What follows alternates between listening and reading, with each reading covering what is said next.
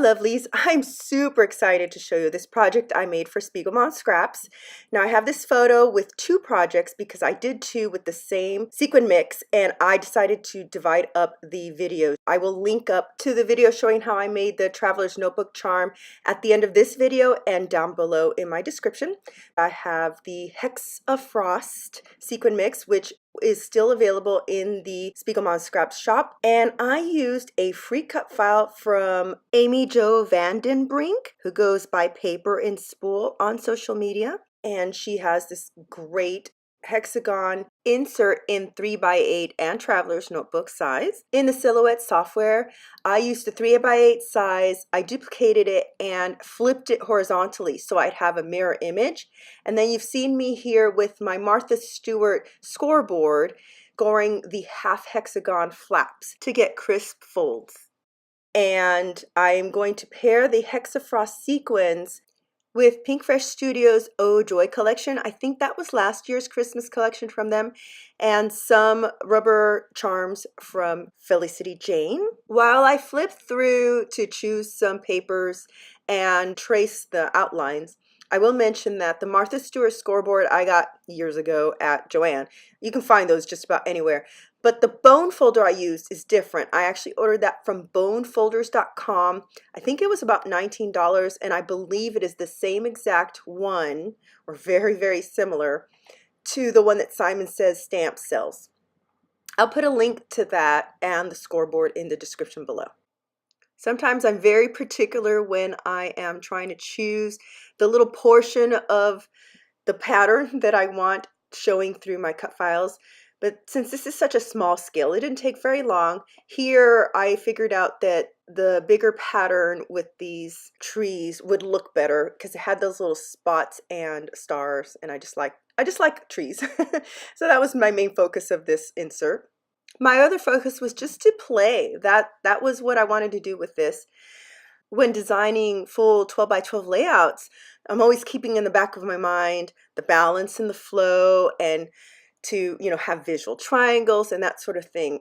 And here I just wanted to play around with the product. The Hexafrost mix is really cute and really versatile because it has 3 different types of silver sequins, and 2 of them are hexagons. One of them are these little tiny flowers, and then there are also 3 shades of this dusty aqua turquoise. Lots of Christmas, holiday, and winter collections have included aqua the past few years, so this sequin mix works really well with a lot of different collections.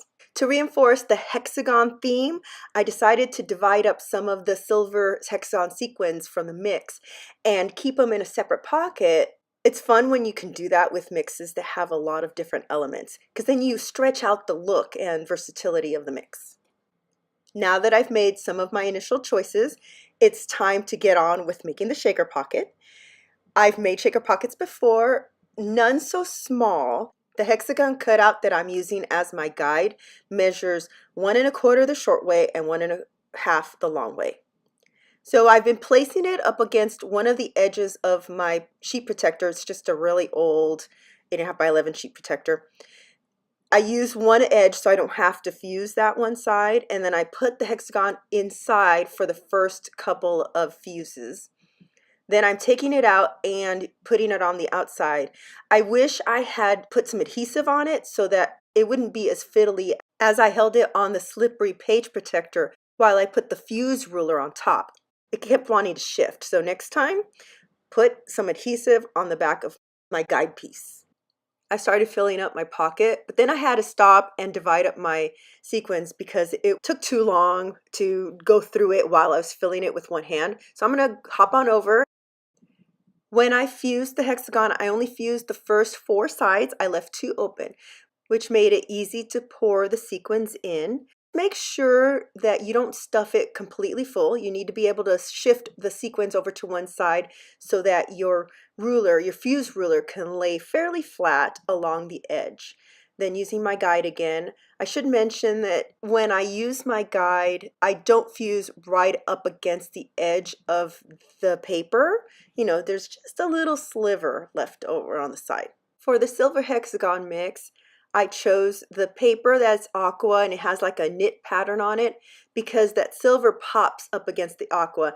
At first I was going to use gray one with stars, but it just didn't pop as much. And I don't mind that there's aqua next to aqua. It doesn't read the same way. At first I cut the aqua hexagon out like I did my other ones that were meant to back the cut file. So I gave it a little bit of an edge, but then I realized this one I actually want to put within my pocket as a background for the silver sequins. So I had to trim it down. Another thing I wanted to tell you guys about, I am using here the Simon Says Stamps grid pad. I use it for two reasons. One, it gives me lines to follow, and also the padding has just enough give for the little sprocket of the fuse tool for the tines to bite into the page protector and just fuse really well. I can put a link to this paper pad in the description below as well. With this hexagon pocket, I actually did 5 sides and only had the last side to be able to put my sequins in, so it was a little bit more fiddly, but I got it done. Those sequins were smaller than some of the other ones, so it worked out. And then here I am fusing the last side again. Because I fused around my paper guide but had a little sliver of space, I was able to fuse that last side around the paper and it fit fine.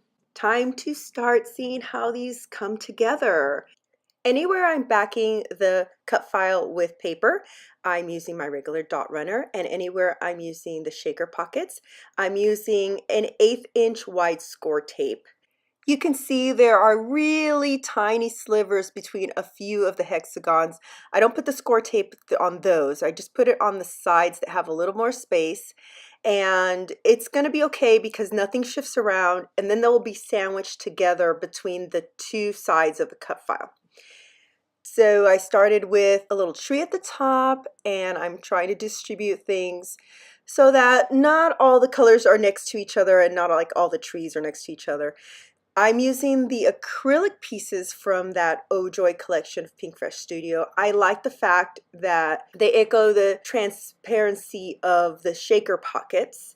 The star acrylic is, I believe, Ellie Studio. It could be Studio Calico, but I think it's Ellie Studio. You can see that I'm keeping my rubber shapes in an iris container. If you missed it over the summer, I did on my Instagram stories how I repackaged all my Christmas stuff into a case with a whole bunch of those iris cases inside, divided up by type, for instance, the rubber shapes, and my papers and other big stuff in those Studio Calico pouches that the kits used to come in. So you can check that out. I'll put a link down below. How many links is it that I've already said I'm going to put down below? This must be my most linked up video. That little piece of acetate that I just cut out was from a Hambly transparency, if you guys remember those. Man, when they were going out of business, I stocked up. I didn't even get to sale prices. I stocked up because I thought we'll never have transparencies again. Fortunately, there are some companies that have done some. So I did use for the acrylics, and then I'm going to use for some rubber pieces, the red line tape. I don't mess with those. It has to be red line. Otherwise, I'm afraid that the acrylics will pop off and the rubber pieces will melt, which I have seen people post has happened to them. Not to me, because before I started using the rubber shapes, I learned right away to use the red line tape. I have one more shaker pocket to make for this layout, and it is a half hexagon. So I just cut one of the papers in half, and I just used again the edge that's already folded over, so I have one less to fuse. But I chose to do the longest side on there, and so what I have left after fusing the other two sides is the small side, and it was a little bit fiddlier because you can't fit the sequins in as far as the others. But here comes my handy dandy EK Success tweezers to the rescue. They helped me in that little tight spot. And then fusing the last side. Sometimes it's easier to put the ruler on the other side instead of on top of the shaker pocket. I'm going to jump past adding more adhesive, and then we have the two front and back sides. I'm putting them together to see where the spaces I've already filled are, so I can start adding things to the spaces that are empty. That multi-tree hexagon corresponds to the back side of the sequin pocket that is lined with paper. I had to cut out more adhesive, and now I've got them back to back, and I'm starting to add other things on top of everything else. The rubber charms are from Felicity Jane, and I like them because they are black and white and they add more texture besides the acrylics. I will say with the shaker pockets and the rubber shapes, this insert ended up quite thick. That's not a problem for me because I'm doing my December daily in a Color Cast Designs wood veneer cover with the binder rings. Now, if you're going to do it in a traveler's notebook or even a 3x8 album that is finite size, that, you know, maybe the word strips should be the paper kind. I'd cut my insert out of the basil eggshell cardstock with a corduroy texture, which is my favorite textured cardstock. And there is a distinction between that and the white background of the Pinkfresh Studio paper, but I don't know, I felt like this one was a little bit blah. So I decided to add some more texture and color by outlining it in some black thread. The piece of pattern paper was just a tad smaller than the space. I mean, it fit right behind the cup shape, but I needed a little sliver more for the thread to bite into, so I just added another piece of paper with the score tape. I was able to punch through no problem with my hole piercer and to do my sewing. So now I'm going to fast forward some of the sewing to see the final product. I also went off and did the machine stitches on some of the flaps. Now I'm adding the final pieces, another rubber piece on the exterior since the flap is down, and an acrylic present because I didn't want to do another circle. There are two shades of aqua on that acrylic sheet, and I started first with the darker one, but I decided that was too close to the sequence, so I changed it out to the paler one. And now I'm adding one of those little Avery tabs to the 3x8 page protector that I'm going to slip this in. After seeing how chunky this was, I kind of wish I had done the TN size instead of the 3x8 so that I could keep it outside of the page protector, but then I didn't want to deal with having to add holes to this. You know, I don't mind if it's 3x8, but it's going to need holes. So I decided to go ahead and put it in the page protector and add a cute little Avery tab. I'm going to slow this down to real time so that you can see what this looks like inside the protector and outside of the protector. I like it both ways.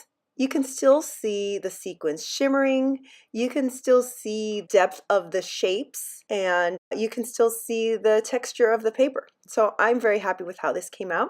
I have some stills coming up. Don't forget to check out the description box. I'll have a link to the free cut file. It comes in 2 sizes, some other links to some tools that I use, and to the sequin mix. You can get 15% off your order when you use my coupon IRIS15 at the spiegelmom Scraps store. If you like this video, I always appreciate comments, and if you haven't done so already, please subscribe. And at the end here, there's going to be a link to the video of doing a little hexagon charm. Here is the sneak peek. How to do this whole charm with some scrappy supplies. Thank you so much for watching, and I will see you here next time.